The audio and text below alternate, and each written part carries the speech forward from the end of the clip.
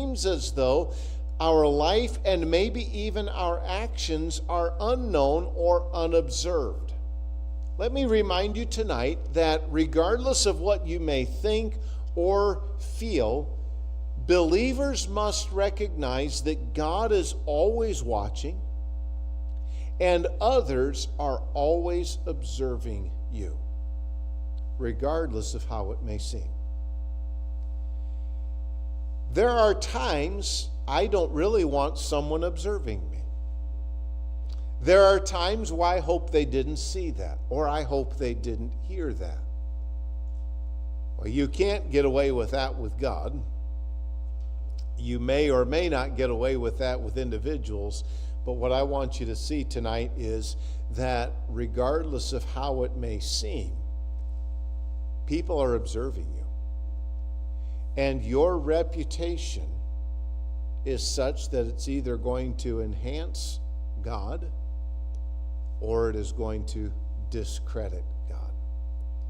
Let's determine to live our lives in a way that our reputation is going to be such that it's known for being involved in the gospel. Let's move on and note, not only does he have a known reputation, he is also a chosen representative.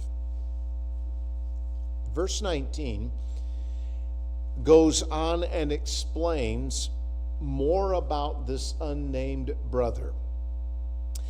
And not that only, but who was also chosen of the churches to travel with us with this grace which is administered by us to the glory of the same Lord and the declaration of your ready mind.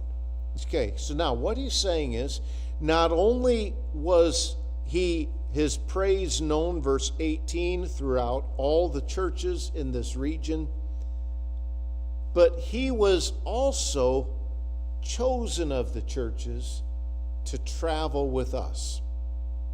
That word chosen is kind of an interesting word. It's not the word that oftentimes you might see as chosen or even elected or appointed. That's not the word that is here. The word here actually suggests a show of hand in voting. It would seem as though then these churches conducted some sort of a business meeting, so to speak, and the result was that they raised the hand and cast their vote for this individual. So this guy already has this known reputation, and in doing so, they vote to add him into this group that is going to be traveling. Again, there is so much practical instruction that is here. You find the principle of someone who was already serving being put into this position of leadership. I'm just going to say it is always a dangerous thing to take someone who is not serving in hopes of getting them to serve, appointing them to a position. That is, I understand that sometimes the heartbeat, especially when we come around elections, and by the way, I haven't forgotten about them. I'll admit I forgot about them when I was supposed to do them. But right now, with Thanksgiving and Christmas, whatever, we'll take care of it after the first of the year. It is a dangerous thing to sit there and say, okay, well, who's not doing anything? Let me vote them in as X, whatever position you want. Why aren't they involved on this level? If they're not involved here, it's not a good idea to put them up here. It's not a good idea to take someone who is inconsistent in church, put them in a teaching position in hopes of getting them consistent in church. It's not the way to do it. There has to be a level of proving, so to speak. Even pastors and deacons and the qualifications, there's a level of proving that is to take place before they are put into that kind of an office. The point that I'm saying here is this individual has already established himself as being faithful.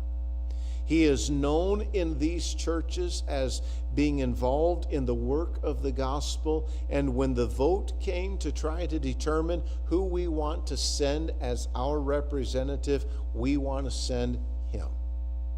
And they raised their hand to pass him on.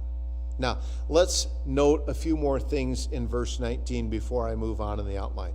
He was also chosen of or by the churches to travel with us.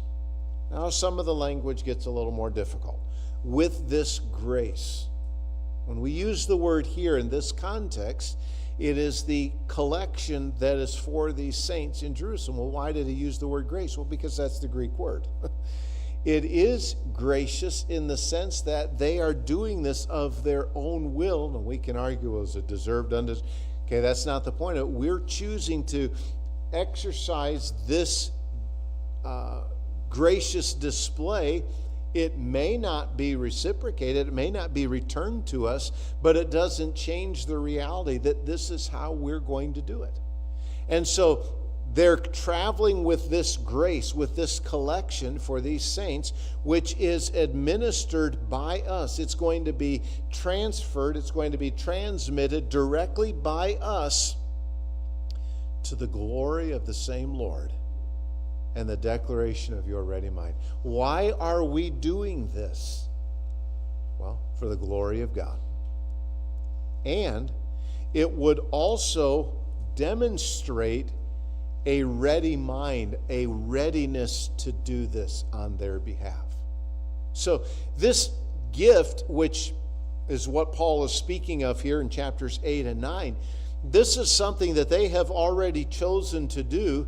And in the sending of this, they've said, okay, you know what? We're going to send, along with Titus and Paul, this guy. We don't know anything more about his name, but what we know is his character. He was already serving down here.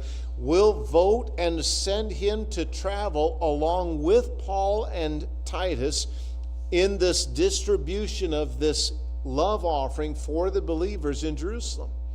But this isn't something done to pat ourselves on the back. Instead, this is something done that is for the glory of God, and it also demonstrates who you are as believers. And Paul is encouraging them, this whole plan that they have begun to set in motion, let's be sure we bring this to a completion and actually accomplish this particular task. Now let's move on in the outline to number 3. We note an intentional accountability. What I see in verses 20 and 21 are actions taken by Paul that are very intentional. His actions, because of the sensitivity of money, his actions were intended to ensure there's a complete transparency and a complete accountability. Here's why we're doing this, says Paul in verse 20. Avoiding this, or to avoid this, that no man should blame us in this abundance which is administered by us. Paul recognized the potential that there would be somebody out there who would find fault with Paul. The Bible uses the word blame. They would find fault, and in doing so, they would begin to censure Paul regarding this abundance, this lavish gift that we are going to have that is being administered by us. It's being transmitted by us. Paul recognizes there will be some, if we do not handle this wisely, there will be some who are going to criticize what we have done, and the criticism alone will do great damage to the cause of Christ. And so to avoid